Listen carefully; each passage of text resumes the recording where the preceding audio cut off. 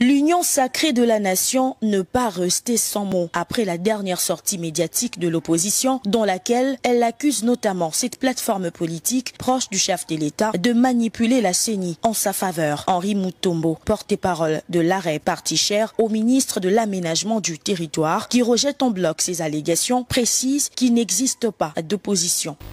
La CENI n'est pas de mèche avec l'union sacrée de la nation.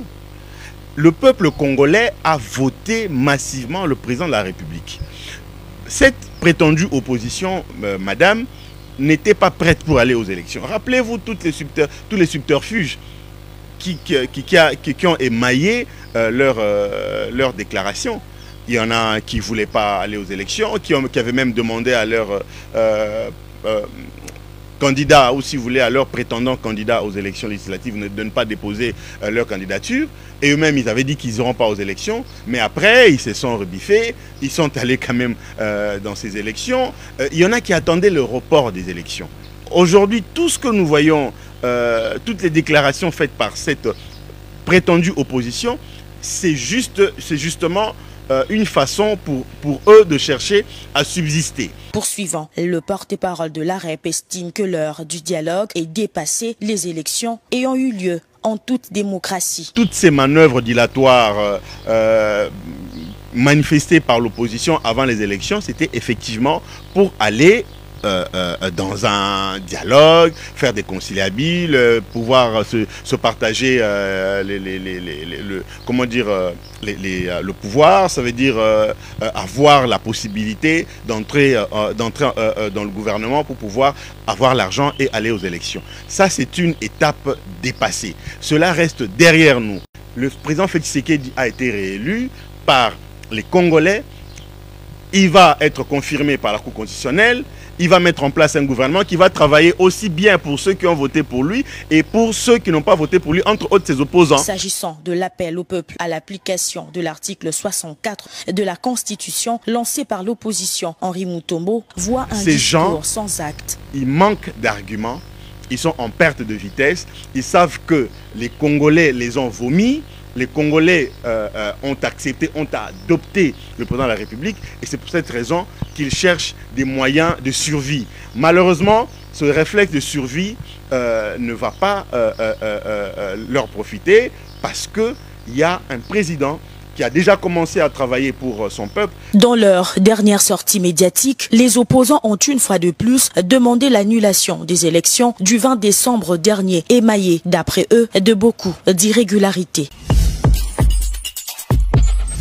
Elles sont nombreuses, les organisations de la société civile qui ont félicité l'invalidation par la CENI de 82 candidats fraudeurs et détenteurs illégaux de la machine à voter. C'est le cas de la nouvelle société civile congolaise. Notre compréhension et notre appréciation, nous étions surpris que dans ce pays, les hommes, les femmes qui sont censés donner des leçons d'éthique et de morale, et même au plus haut niveau du savoir, l'université, ces gens sont trempés dans le bourrage des urnes, dans la possession illégale des matériels électoraux, dans les tripatouillages. C'est très grave. Mais jusqu'à la preuve du contraire, il y a juste des présomptions d'innocence. Donc nous avons été dans les mois de voir cela. Et c'est la première fois que la CENI est tentée de chercher à moraliser la vie politique. Jonas Tchombela, président de la NSCC, estime que les élections de décembre 2023 s'étaient bien déroulées. Moi, je crois que les irrégularités dont je décris tout à l'heure ne sont pas de nature à entacher l'ensemble du processus. Lorsqu'on voit un État comme celui-ci plus grand, plus 80 fois la Belgique ou la France, et dans un État comme ça, ce qui compte, quand le problème se pose et les gens s'arrêtent pour trouver la solution. C'est ça qui compte et c'est ça qui est capital. Regarde, on a déclaré les irrégularités et la CENI s'arrête. Elle cherche à crédibiliser le processus en posant des actes qui sont légaux. La Cour de cassation a pour sa part interdit de toute sortie du territoire national les 82 candidats fraudeurs. Jusque-là, pas concerné par la validation du 82 fraudeurs par la CENI. Enfin, les conseils d'État entrent en jeu. Un collectif de ces frustrés a vu le jour et a saisi cette juridiction administrative afin d'obtenir la suspension de la décision de la centrale électorale. Maître Aimé Chibangu, avocat de ces collectifs, explique pourquoi ces collectifs d'État qu'ils ont saisis et non la Cour constitutionnelle. Nous avons saisi le Conseil d'État pour que par la décision du Conseil d'État, que le Conseil d'État demande à la CENI qu'elle puisse suspendre les effets de la décision, pas l'annulation de la décision, parce que nous sommes en référé liberté. La CENI a invalidé le requérant sur base aux articles 29, 30, 31 et 32 de la loi organique de la CENI. Donc ça signifie que la CENI a agi en dehors de la loi électorale. Parce que nous sommes en plein processus de compilation de résultats et nous attendons à ce qu'on puisse afficher, comme la loi organique les dit en ses articles 70 et 71, qu'on affiche, qu'on proclame le résultat, et enfin que cela, pour donner le droit aux candidats qui vont se sentir lésés, pour saisir la juridiction compétente pour contester leurs résultats ou carrément aller défendre leurs droits par rapport au vote qu'ils ont eu à avoir. Mais voilà que la CENI décide sur base des articles dont je venais de citer si haut, sans inviter de requérants à venir présenter leurs moyens de défense par rapport aux dénonciations données à la CENI par leurs adversaires politiques. Ça signifie que le droit de la défense de tous ces requérants a été violé et les droits de la défense qui est garanti par l'article 19 et 61 de la Constitution. Le Conseil d'État est-il compétent pour pareille matière? Sa décision pourra intervenir dans 48 heures. Après les élections de décembre 2023, remportées selon la CENI par Félix Tshisekedi, les opposants qui appellent à l'annulation de ces scrutins brandissent une arme visiblement à destruction massive. L'article 64 de la Constitution. Ce dernier stipule « Tout Congolais a le devoir de faire échec à tout individu ou groupe d'individus qui prend le pouvoir par la force ou qui l'exerce en violation des dispositions de la présente Constitution ». Maître Willy Wenga explique. La loi a prévu la manière dont on prépare les élections, qui est électeur, qui ne l'est pas, qui est éligible et qui ne l'est pas, n'est-ce pas? Et que tout celui qui ne suit pas cette voie-là, des conquêtes du pouvoir, par la voie des urnes, des conquêtes du pouvoir par la voie des élections, mais chercherait à prendre ce pouvoir par la voie de force. Ou lorsqu'il a eu à prendre ce pouvoir par la voie démocratique, par la voie des urnes, veut l'exercer maintenant par la voie de force ou en violation des dispositions constitutionnelles, n'est-ce pas? Cette attitude-là, ces comportements-là, ouvre la voie, donne les droits à tout citoyen de faire échec à cette manière d'exercer ou de conquérir le pouvoir. Mais un problème se pose tout de même avec cet article. La Constitution n'a pas prévu le modus operandi pour faire échec à ceux qui ont pris le pouvoir par la force. La Constitution n'a pas prévu de quelle manière on doit faire échec. Vous voyez? De quelle manière on doit faire échec. Mais déjà, lorsque vous lisez l'alinéa 2 de l'article 64, vous vous rendez vite compte que le Constituant a prévu déjà une interdiction à recourir, par exemple, à la tentative de renversement du régime établi. Alors, lorsque vous renversez le régime établi démocratiquement, vous prenez le pouvoir.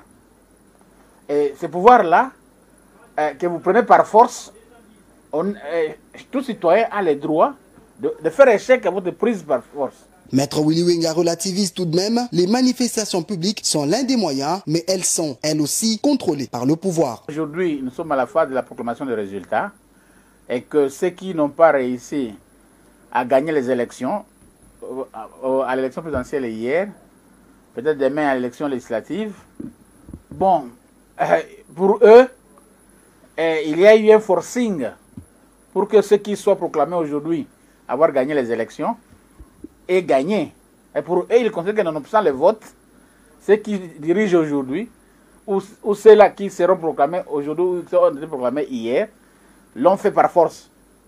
Mais le juge devra apprécier si réellement c'est par force ou ce que disent les politiciens de l'opposition n'est qu'une pression politique, mais la rue, la pression, les manifestations ont leur importance par rapport à l'énergie et à la force de ceux qui manifestent.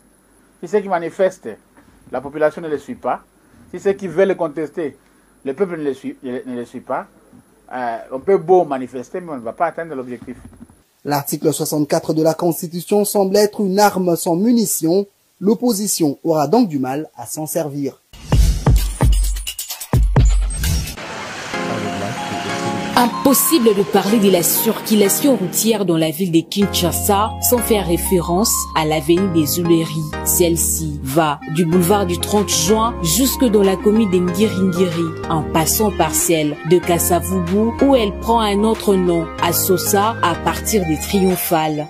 L'avenue des Huileries est réputée pour son attraction. Elle est aujourd'hui au centre des transports en commun. L'ambiance qui y règne fait oublier d'autres coins chauds de la ville. Sur cette artère, les véhicules se frottent aux taxis-motos qui sont de plus en plus nombreux dans les secteurs de transport en commun.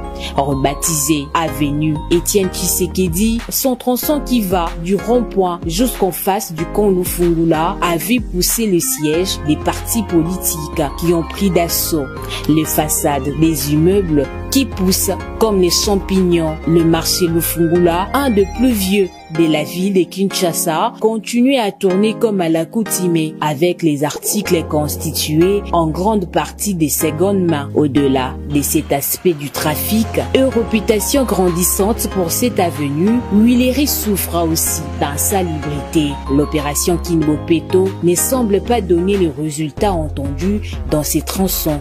L'insalubrité règne en maître sur cette artère, ternissant du coup son image. Un appel est donc lancé à l'autorité urbaine pour que Kinshasa brille à travers ses artères.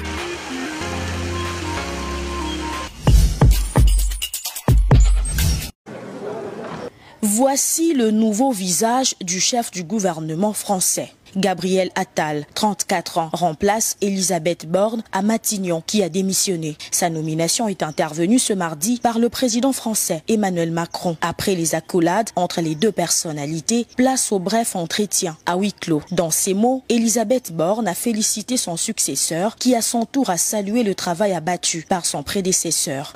Tout d'abord, bienvenue à Matignon. Au moment où je te passe le relais, je voudrais d'abord dire toute ma reconnaissance. Ma reconnaissance au président de la République, bien sûr, qui m'a fait confiance depuis 2017. Monsieur le Premier ministre, cher Gabriel, au moment où je te passe le relais, je suis confiante. Chère Elisabeth, pendant près de 20 mois, c'est la France de demain que tu as contribué à bâtir. Aux côtés du président de la République, tu as été une première ministre d'action et de courage. Ton histoire personnelle, tout autant que ton éthique politique, ont fait de toi un exemple. Le Premier ministre, nouvellement nommé, promet d'œuvrer notamment pour la cause de l'école. Je le dis d'emblée, mesdames et messieurs, j'emmène avec moi, ici, à Matignon, la cause de l'école. Je réaffirme l'école comme étant la mère de nos batailles, celle qui doit être au cœur de nos priorités et à qui je donnerai, comme Premier ministre, tous les moyens d'action nécessaires pour sa réussite. Elle sera l'une de mes priorités absolues dans mon action à la tête du gouvernement. Gabriel Attal, qui devient le plus jeune Premier ministre de l'histoire de la France, était jusque-là ministre de l'Éducation. Ancien secrétaire d'État, il fut aussi porte-parole du parti fondé par Emmanuel Macron.